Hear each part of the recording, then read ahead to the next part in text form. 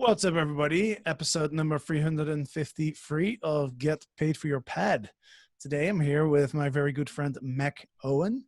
He's the CEO and founder of Day One Stays, a 30-night plus furnished rental company in Seattle, corporate housing. He used to do a little short-term, but now he's pivoted to the 30-night plus stay model, and he's also working on a property management and investing real estate company called Safari. He's a very active member of our community. He's a legend. If you're watching this on YouTube, you can see he has an awesome virtual background, and he's been in our community for years. So Mac, welcome to the show. Hey Jasper, thank you so much for having me on the show. It's awesome. So good to see you and be a part of the group and a legend and on this podcast. It's awesome for me. Thank you so much. Yeah, you're welcome. You're welcome. I'm really excited to talk to you about your company, how you've pivoted to the longer stays. You're in a market, of course, Seattle, that was hit the hardest, or at least one of the hardest in the US, right? Isn't Seattle where the first outbreaks of coronavirus happened in the US? Yeah, I would say it happened kind of towards the end of February, and I noticed some of the other legends. It took about a week and a half to 2 weeks to kind of see what we were seeing with cancellations. But yeah, there's basically travel stopped first here in Seattle, and it was pretty nasty here. Yeah, for sure. So we're going to talk about how you managed to get yourself through that crisis, how you managed to pivot. You pivoted very, very fast. I noticed you were one of the first ones who decided, okay, we need to jump on those 30-day stays. But why don't you share your story? I've known you for a while. Why don't you share your story first of how you build up your short-term rental empire in Seattle? So I started off, master leasing, and I leased one of my apartments in downtown Seattle at really good rents. And at the time, this was about 2013, and I put it up on Airbnb, and I figured I could make some really good money doing it, more than I was making at my job that I had just lost a few weeks ago. So that happened, and then I rode that out for five months until the landlord, kind of was on to what I was up to, and so I stopped at that point. But the experience gave me quite a bit of new insight into the hospitality and hosting, and basically got the entrepreneurial bug at that point. Like, I think I always had it, but that was like, what if I had 5 of these? And so that essentially I figured out how to locate properties, asked the landlords for units to let me Airbnb. It was a good time because Seattle was just booming and properties were available. There are a lot of new buildings where you can go just ask and take over maybe 4 units or 5 units, just furnish them yourselves. And that's essentially what I did. I needed a partner to kind of help with the funding, and I found a couple, and I don't have them at the moment, like, working with me anymore. So, but yeah, they helped at the beginning, and I essentially scaled it on my own from about 5 or 6 units a month, I would say, during the peak of it. Just buying the furniture, furnishing them myself. I picked up a VA who came through the podcast. She listened to your podcast, and she reached out to me, and I hired her. And I didn't hire VAs until about year 2, and a PMS system until about year 2, when I already had about like 50 units. That was about in like 2017, and that kind of helped like me grow even more. Fast forward, the regulations in Seattle happened when I got up to about 100 units, and that's kind of when I decided to shift over to 30-day stays. We already had a bit of 30-day stays in our portfolio. It was just kind of not consistent. It wasn't like we didn't really focus all in on one. Just would have been really difficult to scale a company focusing on one. So we essentially were a hybrid model, still doing short-term rentals, still doing 30-day stays, and trying our best to be really flexible with our model and our inventory. So our so we could just continue to keep as many units as possible. And as of today, we had to let some units go because of COVID and in some leases, but right now we're at about 30 units or somewhere around there. I'm still working out some of the finer details, and that's basically what we're up to right now. Right, and you scaled all the way up to 100 units, right? With mainly with the master leasing model. What if you were to build a company over again? And I know you are kind of building a new company now. But what are some of the top learning lessons from that experience of scaling up to 100 units, and what would you have done differently? Because I think I have you guys as Legends group I've connected with each and one of you, and I also listen to your podcast for notes. Some of the things like Rebecca's previous podcast was, having a VA team there, so they can do all those things for me that I don't want to do. There's literally 100 things that I used to do at the very beginning that I would never do again, such as signing all the leases, setting up the internet, getting the keys, setting up the clean schedule. So I would never do that. I'd have the VAs do that, and I would focus my time on the deal. I love doing the deals. I love meeting the properties, seeing the properties, and figuring out how we were going to maximize the revenue. So I think I would have definitely done that differently, because when it came time to negotiate with landlords, or set up the deals at the very beginning, I didn't take that into consideration, that things being discussed such as rent increases could impact our bottom line later on down the road. I was happy getting offered leases, but I don't think I structured them and considered the long-term, like in the long sense. So if you could say that, no rent increases, that would be, one way to go. Or now I would also probably have said revenue share. Let's try to have that discussion now versus later, and also pandemic clauses should something happen, or a recession clause that basically we can have this discussion, and it's not going to be difficult for us to figure it out. We would have already gone over these discussions in the beginning. What's the best way to get through this situation? So that would be different. A few other things I would do different, would be managing cash flow. So in Seattle, there's a seasonality to our market where you do really well in the summer, and then in the winter, it's pretty difficult, at least for the master leasing. I assume that if I'm managing other people's properties, which I've been working on that right now, it's a little bit easier to manage cash flow. But in the master leasing model, it's challenging, because you really don't make as much money in the winter, but yet you still have really high rents. So you kind of are really, and as you scaling and buying furniture, and adding however many units you're adding, that's really a challenge to keep an eye on your cash flow and your cash reserves. And that's one thing that I struggled with. So keep an eye on that, and not necessarily having to always grow. That's one thing. And the other thing I'd probably say is, because as I said, I have you guys, I also think having people to reach out to that have special knowledge. For example, one that I'm thinking about is land use, someone with experience in development or land use, who can kind of help me understand how zoning and stuff like that might work if I wanted to build out a part hotel, for example, or if someone wanted me to manage it for them. I would need to understand how that all works. And so having a close network and trusted friends that I could reach out to.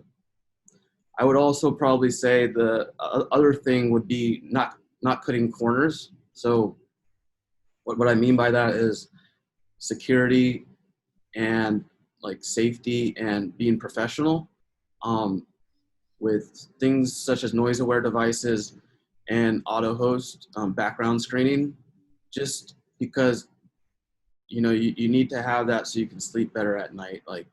And in protect the property, protect your guests, protect your team. So when things like COVID happen, you're ready to deal with it. You know, like during COVID, there was a lot of bad guests, and I wasn't sure like how to basically handle that. But stepping up our screening process was very important, and retraining the BAs was really important. But I think having those, using technology to help your team, make it easier on them, is very important. And I also, on the last thing, I would definitely hire, like I would definitely be careful about my hiring and not cut corners there as well. Probably have everyone be employees, like the cleaning staff, or have them be their own company. Hire out another company just to not have any issues about, if they're a subcontractor or not. So that's probably the last thing. How do you manage your cleaners? Did you have your own cleaners, or were you working with cleaning companies? At the beginning, I found a few cleaners, basically off Craigslist, and then that didn't work out as well. They managed part of our units, like part of our portfolio at certain properties. And then I found a really, really awesome cleaner, luckily through, I worked with a professional management company who had some cleaners, and, we worked it out where she just became our main cleaner, and she had her own company. So I saw that we wrote out a contract, and she took over our cleaning, and she's still doing our cleaning now, and she's very proud of her work. So I think by having that, I feel comfortable. I wouldn't run into any problems with employment. So I know for a fact she has her own company. Right. So you mentioned a lot of different things that I want to go into. But first of all, you mentioned how the master lease model is risky, right? It requires quite a lot of investment. You're committing to leases for long term. And then obviously, I mean, nobody could have really foresee this pandemic, right? Now looking back, you might think, well, I should have put a pandemic clause in there, right? That's, Harry hindsight is what we call that. But do you think going forward, do you think people are still going to use that model at all, like the master leasing model? That's a very good question. And what I'm seeing right now is it would be actually an interesting time to sign leases, because in Seattle and San Francisco and a few other cities, I'm sure the rents are dropping dramatically, and buildings, they're vacating. So it actually seems like a kind of an interesting time to lease, if the numbers work out, because the rents in our buildings, they kept escalating, as I mentioned, 10% each year, right? But now the same units I'm renting, because they refuse to lower my rents, but if they're renting to a new tenant, it's like $600 a month cheaper, and they're offering 10 weeks free, and free parking, and all this stuff. So I think it'll be a good time to negotiate with the landlords, depending on the season too, like in urban cities. So I think if you kind of run the numbers, and it's a different profile. Like the revenue might be a little bit less, but then also the deal that you might be able to get also is also that the rents are shrinking. So I think it could work out if you work out some of those details that we mentioned, like if you're communicating that no rent increases in the future, like, no lease break penalties of 2 months. So I think if you kind of have that on your plate, you can go in there and then just be ready to talk each year about the lease, and say, I'm going to leave if not, but I want you to know ahead of time that this is what we'd like to do. Yeah, that's a good point. Like right now, obviously there's going to be, it's a difficult time. So there's going to be opportunities. And if you can negotiate those deals, then interestingly enough, it might actually be a good time to pick up some units, because I'm sure like 2 or 3 years ago, there was no way you could negotiate, a 2-month notice period for breaking the lease. And, you probably have to pay like a couple months deposit. It was really, the power was really on the landlord, because there was so much demand, right? right now that's kind of shifted, right? The power has shifted more to the renter. Plus there's a lot of renter protection laws in place right now, or regulations in place right now, right? You can't really kick anybody out right now in a lot of places because of the COVID as well. Yeah, I think so too. Like it's a very interesting point, and I think you could.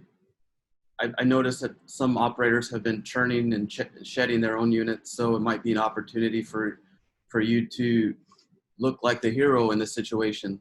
If some other operator is getting rid of 10 units at a building, all its furniture is in there, it might be a good time to go talk to that landlord and say you've reached a deal with that operator to assume those so he won't have an empty property. So let's work something out. Like we reviewed what's happened the last few months. Let's make something happen so it's a win-win for us all. Like I think your business would benefit from it. I think. I mean, it's just coming out from a different perspective where we aren't, like you said, where we were 2 or 3 years ago, obviously. Like, so it's just a different time and place. But I think it'll be interesting to see what new companies emerge in this space, kind of on without any damage to continue operating like in the same model that they were before. So yeah, I think it'd be a really good time to also get furniture on the cheap too from some, because that's one of the most expensive things. So that's one thing I'd look out for, is who's selling furniture really cheap, really nice furniture. Yeah, because furniture is an interesting one, right? Because furniture depreciates so fast. It's literally like you buy furniture a couple of years later, it's worth almost nothing, right? But if you're buying your furniture new, then the bills like will add up very very quickly. So you can, like you said, if you can scoop up a bunch of furniture that's like a year or two old and it still looks good, then that could be a really really cheap way to furnish your units. Yeah, it's a good thing to know people, to know other businesses, and then to maybe they know other businesses too, and they can help you. So that's one thing I share, and think the Legends group also can provide. And yeah. So I want to shift a little bit here and talk about how did you manage to get through this crisis? Because you're in Seattle, one of the hardest hit markets. You had up to 100 units. You've had to scale down significantly. You've had to have negotiations with the landlords, breaking leases, all of that kind of stuff. How do you manage to stay mentally sane throughout that period? Because it must have been very very stressful. There's a few things. I think a couple come to mind. Uh, the gyms, when they closed, that was really difficult. Like it's like it's part of my routine to go to the gym, and I'm sure everybody else like had things impacted. Um, but I would say I did things such as take bike rides with my daughter. Those were always like a daily thing. But then again, having the Legends group phone calls, being involved, like jumping on phone calls, chatting, like talking about how it's going with them, and just not thinking solely about myself, and essentially having that opportunity to see what I could be doing differently. 30-day stays and sharing knowledge with other people who can like what are my steps might be to fill in some units in a different way that they might not be accustomed to, is kind of what we started focusing on. And so that really helped. So yeah, those are two of the things. I'd say those are the two things. It's just reaching out and communicating and staying in touch with the Legends network, and just getting used to staying at home. and it Yeah. was definitely difficult. And now that like 3 or 4 months ago, or for the last few months, the gym's reopened, and that's been nice for me. So I've been able to get back into the gym and get things back on track and restart a new company. That was one thing that was difficult was not having a company that was growing at that point. So I thought, well, I know how to start a company. So I started the new company, Safari, and that's focused on a new market, a different market, a few hours outside of Seattle, that I'm working on right now. So that shifted my attention to that. I knew that urban travel, places where you travel to, would be an opportunity for me to kind of to seek out and look at, and I've analyzed it quite a bit. I've located some properties, and that's basically what I'm doing right now. So I think that's helped, knowing that I can shift gears and still, um, I feel good about that. Yeah, you've built that company, and if you're able to build a company from scratch with no experience, with no entrepreneurial experience, coming straight out of a job, and you started in 2013, so now you have like 7 years of entrepreneurial experience under your belt, right? So if you could do it then you should be able to do it again, right? Yeah, it was definitely, starting off with not very much money at all. So I feel really happy that I got this opportunity. Yeah. And you mentioned safari. That makes me think of elephants and giraffes. And do you have those animals around Seattle? Nope, we do not. We have some whales that you can see every now and then, sea otters, but yeah, not too many exotic animals. Yeah, but it's safari. My daughter's name is Sophia, and then my niece is Ari, and so it's safari. So Awesome. So, you spell it differently than yeah, the safari. it sounds like safari, but it's actually sofari. So Ah, I got it. Awesome. That's cool, man. That's a cool name. So yeah, so you're expanding to smaller markets outside of the big urban cities, which are the markets that are doing really, really well right now. We just on our last call, one of the legends in Arkansas was sharing how he had a record month actually in August, which is awesome to hear. There seems to be a pretty big divide between operators in the big cities and operators outside of the bigger cities. What are your thoughts on that? I would agree 100%. I think this year has been challenging in Seattle. So I think a lot of the operators are planning just to have long-term renters in their units, signed 6-month leases or with their tenants, so they can have the opportunity to Airbnb them maybe next May when the summer comes back, hopefully. So that I've noticed that, the housing market in Seattle is super, super expensive.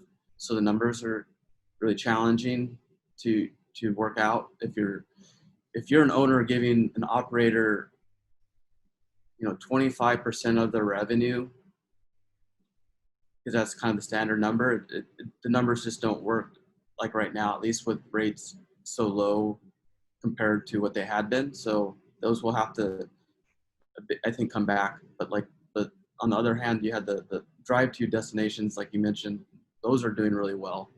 And then in those locations, the real estate is much cheaper, and so the numbers are just so.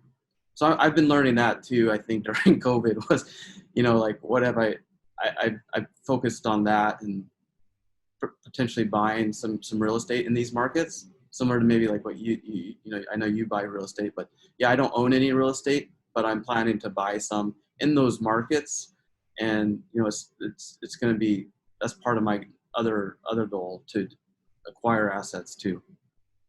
Yeah, so I actually just stayed at a castle last weekend. Me and a bunch of friends rented out a castle, which was very, very affordable. We went with 10 people. It was a 5-bedroom castle, 1,100 years old, just an hour and a half outside of Barcelona, located in a national park. And I don't know what the rates were before COVID, but we only ended up spending per person about $250 for a free night stay, and that included all the food and the drinks and everything that we brought. It was only ended up being $250 per person, which is less than $100 a night for staying at a prehistoric castle, I would almost say. which was really, really awesome. And if you're listening to this, go ahead and check out my Instagram, Get Paid for Your Pad. I'm putting up some pictures on there, and yeah, it just looks incredible. And that made me think the secondary markets are doing really, really well, and we're seeing operators that are actually raising prices in those markets.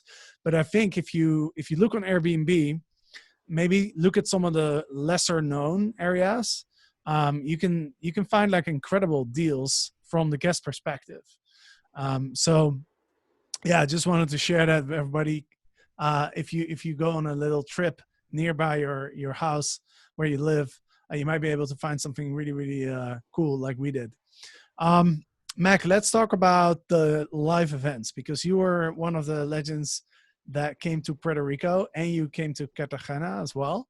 So, obviously we wanted to do more live events, but right now that's really, really complicated to do a live event, but definitely we'll do more in the future. But I'm just curious to know from you, since you've been to both events, like what were kind of like your expectations, and then what was your experience like at these events? I love to travel, and so I was really excited about it. And not having people in Seattle to essentially talk about business with, because we were all kind of an interesting business that we don't have a lot of competition you can kind of just go chat with. So I was very excited about the opportunity to meet people from different areas of the world, although it was a bit scary to spend the money and then to go and this to do it. But I was excited to do it, and once I got there, it blew my mind. You were one of the first people I met, and you brought me a beer, and you introduced me to the other operators. There was a Mack attack, I think, and then you introduced me, and it was really funny because you introduced me as the first person who's had a podcast removed in get paid for your pad history. So I thought that was really funny, and we just relaxed and had a beer, and that was great. So there were six people in that group, but then quickly, more and more people came in, and then the house filled up. But it was just conversations like I've never had before with other people, all focused on our businesses, learning about what cities they're from, what's their model. So yeah, that networking thing, that was a definition of networking in that house that you had in Puerto Rico. Like, we're going to do this for 4 days. There's not going to be anything like it. Like, the food was just incredible. Having the house was just incredible. So everything was like done really well. I know is probably difficult for you guys to get that, all of us there under one roof in this place like that. I can't imagine how much work you guys did. But yeah, it was so much fun. And like some of the moments that I remember, a lot of times where people were just in circles talking, and I might get distracted, and like I never had that much conversation about what it was I was doing and wanting to learn what other people were doing. People like Anton, who unfortunately isn't with us. I'm very sad and thinking of Anton and his family, quite a bit. But yeah, like I learned quite a bit from that guy, and Rebecca, and there's just so many people I learned so much from in what I was dealing with at that time in my business, which at that time happened to be regulations in Seattle. So getting some answers and guidance from them at that time was very memorable and helpful for me for the next year. That really helped like pivot my business model and to kind of get things kind of straightened out and hear you guys and what you guys thought. Like when I did my hot seat, that really kind of helped me share my story and get to talk and to hear other people's hot seats. That was pretty cool. So there were definitely some fun parts, definitely too, in Cartagena. Like the whole thing was just insanely fun because we had met each other. So for the second Legends, we had already known each other. So coming back for the second one, plus having met each other up in New Orleans for VRMA was also, really cool to see you guys again. So the third one was just like, I felt a bit more comfortable. I kind of knew some of the people because some people returned, but getting to meet new people was great. And that was just the coolest place. I've always wanted to go to Colombia. So good job for like getting that all done. But yeah, there was just everything about it. The excursion that we went on was great. And then, just like the people that you guys got there to go, like we all got along so well. And those are people that I call, like I've called, them once or twice, like every other day, like one of the legends in the group in the virtual mastermind as well. So it's just been a networking, like it's done so much for my network. I'm so happy that I got to have those memories. I have really close friends and trust you guys all so much, like that you would want to do this again, and I'd be happy to join it and do the third one. So. Yeah, man, I can't wait. And it's unreal to think that just in January, we were in Colombia, in Cartagena. We were with 25 people in one house. I mean, you can't imagine that anymore now. Like 25 people in the same house, like that's dangerous. That's crazy, like it's oh my God, things have changed so quickly. It's really crazy.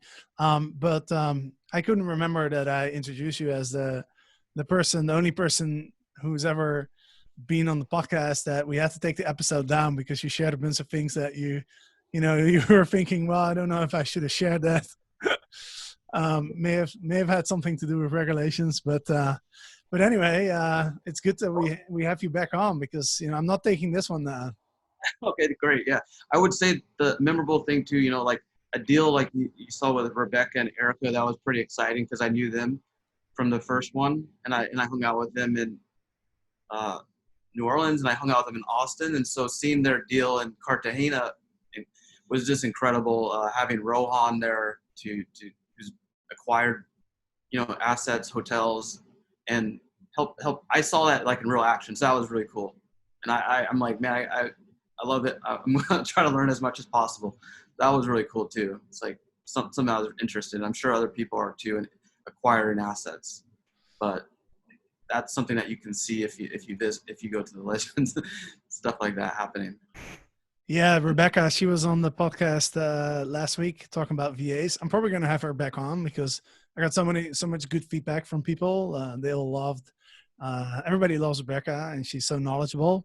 But yeah, what you're referring to, Rebecca and her partner Erica, they bought Hicksville Trailer Palace. Check it out on Instagram. It's an amazing boutique hotel in Joshua Tree, and yeah, they're all like trailers and caravans and stuff.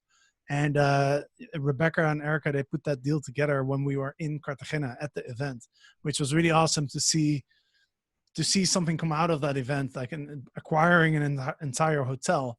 I mean, it's that's a pretty big deal, right? To acquire a hotel. I've never acquired a hotel. Like I don't even know where to start. But yeah, that was awesome. The Hicksville Trader Palace is it? Yeah, Hicksville Trader Palace. Check it out on Instagram. Great pictures. Awesome, man.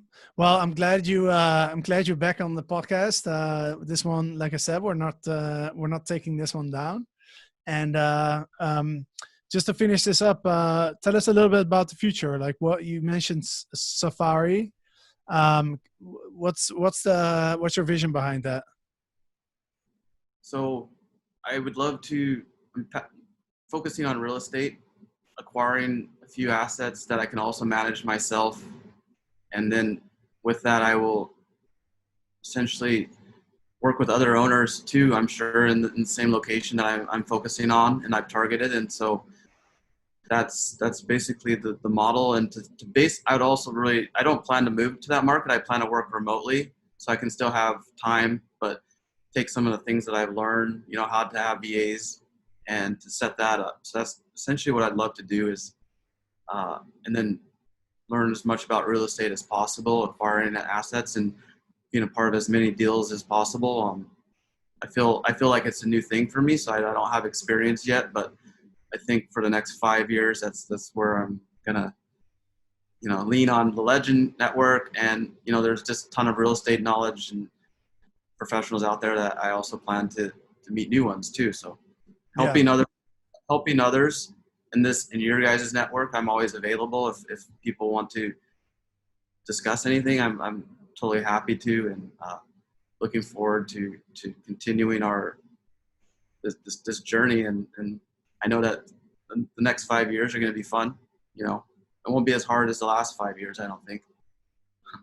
So Yeah, and that's a good point, by the way. Why don't you let people know how they can get in touch with you? Because you've have so much experience in this space, 7 years building a company up to 100 units, and I know you're very generous with your knowledge and helping other people. So, people want to reach out to you. What's the best way they can do that? you can find me on LinkedIn. You can just email me as well. My name is Mack Owen, and yeah, company's Day One, and or you can find me on Facebook as well. Yeah, so the company is day1stays.com. So you can go there, check out the website. It's a pretty cool website, by the way. I love the video that you put up of Seattle. I've had it on in the background, so I keep kind of watching it. But yeah, I'll put links in the show notes, of course, on getpaidforyourpet.com/podcast. That's where you can find all the show notes of all of the 353 episodes that I have done. And if you want to reach out to Mac, feel free to email me as well, Jesper@getpaidforyourpet.com. So Mac, thank you so much for coming on. I'm really excited to see, to kind of keep following you and seeing what you're going to build. I'm sure you're going to build something incredible. Yeah, man, I appreciate you as a member of our community. I know you're going to be successful again. You're not giving up. You just keep crushing it. And yeah, I'm excited to see what your journey is going to be in the next 5 years. You as well. I'm excited to see what you guys got next too. So it's exciting. And let's hope that we can have some beers again soon at a Legends Live event. Some of the crazy dance parties. Yeah, that was. All right. Thanks, Mac. Thanks for listening, everybody. And next week we'll be back. So see you then.